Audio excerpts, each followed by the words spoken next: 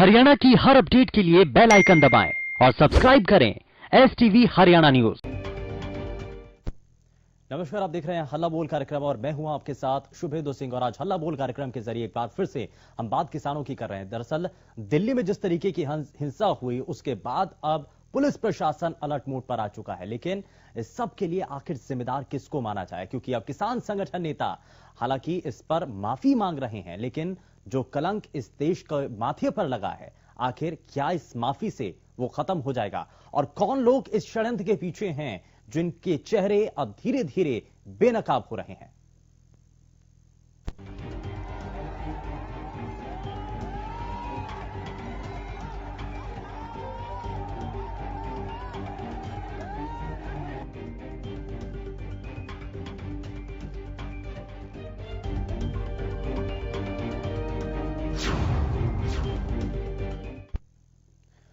दरअसल गणतंत्र दिवस पर हुई ट्रैक्टर परेड में मचे बवाल के बाद अब चीजें धीरे धीरे बदल चुकी हैं। किसान संगठन नेताओं की तरफ से इस बात को लेकर पहले जब जिम्मेदारी ली जा रही थी, लेकिन अब जो घटना हुई उसके बाद कई तरीके के सवाल उठ रहे हैं। वहीं अलग अलग जगहों पर धरना स्थलों पर जो किसान अब इन कानूनों को लेकर के जो सवाल उठा रहे थे, जो अलग अलग बातें रखी जा रही थी, अब वो वापस अपने घर जाना चाहते हैं। और अलग अलग संगठनों की तरफ से भी अब ये कह दिया गया, क्योंकि कई जो किसान संयुक्त मोर्चा है उसमें भी कई किसान संगठन अपने आप को इससे अलग बता रहे हैं।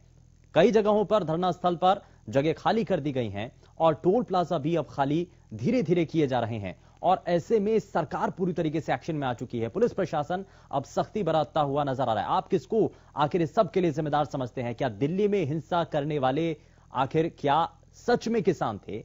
आपको इस पर क्या लगता है? क्योंकि बार बार यह सवाल उठ रहा है कि ये सब कुछ करने वाले किसान नहीं हो सकते हैं। किसान देश का अन्नदाता बड़ा ही सीधा होता है, बड़ा ही भोला भाला होता है।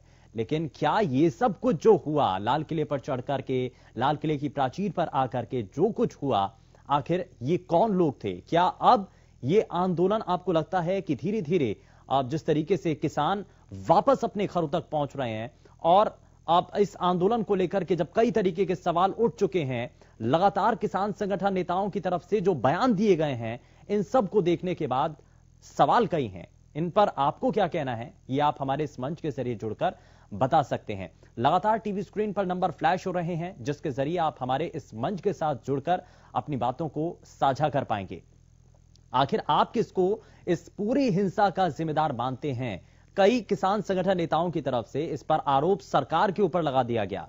यह कह दिया गया कि इस आंदोलन को खत्म करने के लिए सरकार के द्वारा ही कुछ लोगों को इस आंदोलन के अंदर भेजा गया। और साथ ही साथ ये आरोप लगा देना कि दिल्ली पुलिस सही तरीके से वहां पर उन्होंने अगर वो चाहते तो वहां पर जो लाल किले की प्राचीर तक पहुंचे उन किसानों को रोक सकती थी। नरेश इस बीच हमारे साथ कॉलर पलवल से कार्यक्रम में जुड़ चुके हैं। नरेश, बहुत स्वागत है, बताइए क्या कहना चाहते हैं? सर जी, मैंने एक दिन पहले भी आपके चैनल के माध्यम से बात कही थी कि ये किसान नहीं है। किसान ऐसे कभी नहीं कर सकता जी, देश का अपमान, वो भी 26 जनवरी के दिन जो हमारा राष्ट्रीय पर्व है। सर मैं तो अब भी कह रहा हूँ ये किसान नहीं है। और जो किसान हैं जो गलती से इनके साथ जुड़ गए घर जाएं, फिर यही प्रार्थना उनसे, ये किसान नहीं है। किसान कभी भी देश का अपमान नहीं करेगा। किसान और जवान तो हमारे देश का सम्मान है।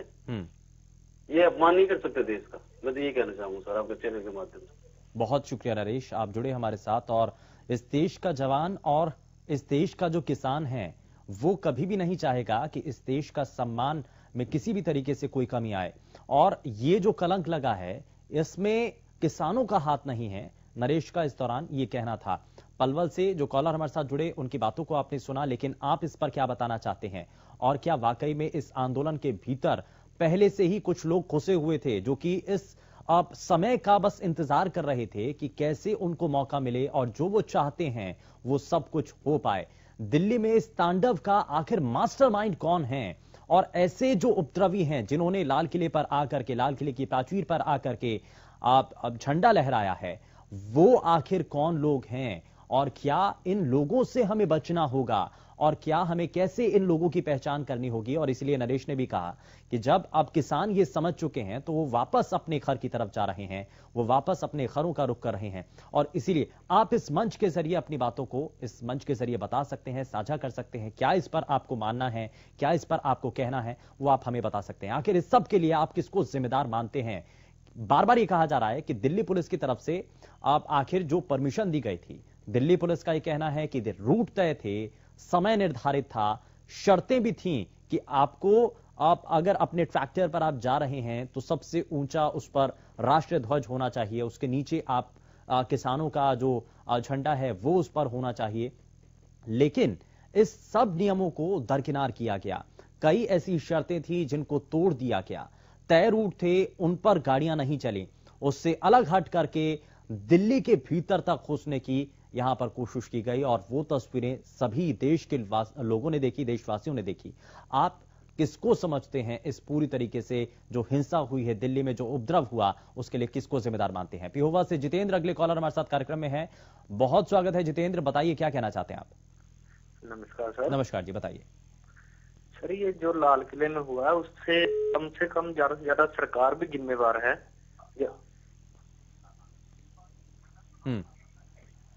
क्योंकि अगर किसान ये करना चाहते हैं तो उनको करने देना चाहिए। वो किसान ही है, वो देश के ही है, ये थोड़ी है भी वो बाहर से आए हैं। लाल किले में हर किसी को जाने का हक है, उन्हें क्यों रोका जा रहा था जाने से। नहीं तो क्या लाल किले की प्राचीर पर आकर के राष्ट्रीय ध्वज का अपमान कर देना, उसको फेंक देना, दूसरा झंडा लगा देना। चैनल्स में देख रहा हूँ, वहां तो पहले तिरंगा तो है ही नहीं था, पहले उतारा तो है ही नहीं उन्होंने। वो आपके चैनल में दिखा रहे हैं तिरंगा तो है ही नहीं, कहाँ से उतारा, कहाँ अपमान हुआ है। जब वहां भगवान लहराया जाता है तब नहीं अपमान होता। आपके कहने का मतलब ये नहीं, वो हम तस्वीरें दिखाना नहीं चाहते हैं। आप जिन तस्वीरों के लिए आप बोल रहे हैं जितेंद्र, अगर आप ये कहें कि देश के अगर राष्ट्र ध्वज का अपमान किया जाना सही है, अगर आप ये बताना चाहते हैं तो बहुत गलत है। बेशक ये प्लेटफॉर्म है, आप अपनी बातों को रख सकते हैं, लेकिन राष्ट्र ध्वज का अपमान ये किसी भी तरीके से नहीं सहा जाएगा, ये देश नहीं सह सकता है। बेशक इसको आप ये कह सकते हैं कि ये आप ये जरूर कह सकते हैं कि किसान नहीं हो सकते हैं, ये आप कह सकते हैं कि किसान नहीं है, ये उपद्रवी आप इनको बता सकते हैं, लेकिन देश का अपमान नहीं सहा जाएगा। बहुत शुक्रिया, बहुत शुक्रिया। लेकिन यहां हम अपने सभी दर्शकों को ये लगातार तस्वीरें भी दिखा रहे हैं। देश का अपमान जरा भी कतई सहन नहीं होगा और इसीलिए बार बार ये हरियाणा न्यूज के जरिए बार बार ये बताया जा रहा है कि इसमें कुछ ऐसे तत्व घुसे हैं जो कि इस आंदोलन को बदनाम करना चाहते थे या उनकी ऐसी मंशा होगी, चाहे वो अलग अलग कुछ नेता भी होंगे। लेकिन गणतंत्र दिवस के दिन जिस तरीके से तिरंगे का अपमान हुआ, वो इस देश का नागरिक कम से कम नहीं चाहेगा कि इस देश के माथे पर जो कलंक लगा है वो कैसे मिटे, क्योंकि ये बहुत बड़ा सवाल है। ये कई चीजें हैं इसमें और इसलिए हम बार बार इस मंच के जरिए आपसे ये जानना चाह रहे हैं कि आखिर कैसे ऐसे चेहरों का पर्दाफाश हो जो कि सामने आए हैं, जिनकी धीरे धीरे कलह खुल रही हैं और उनके चेहरे साफ हो रहे हैं। कैसे ये सब कुछ हुआ, क्या ये सब कुछ प्री प्लान था, क्या ये पूरी सुनियोजित तरीके से इसको लेकर के तैयारियां की गई थी। ये कई ऐसी चीजें हैं। हालांकि धीरे धीरे अब उन सभी चीजों से पर्दा उठ रहा है, लेकिन क्या आपको लगता है कि जो असल मकसद है, उस असल मकसद से अब ये आंदोलन पूरी तरीके से भटक चुका है। दिल्ली में तांडव का मास्टरमाइंड आखिर कौन है, ये कई ऐसे बड़े और अहम सवाल हैं जो कि लगातार हम आपके सामने रख रहे हैं।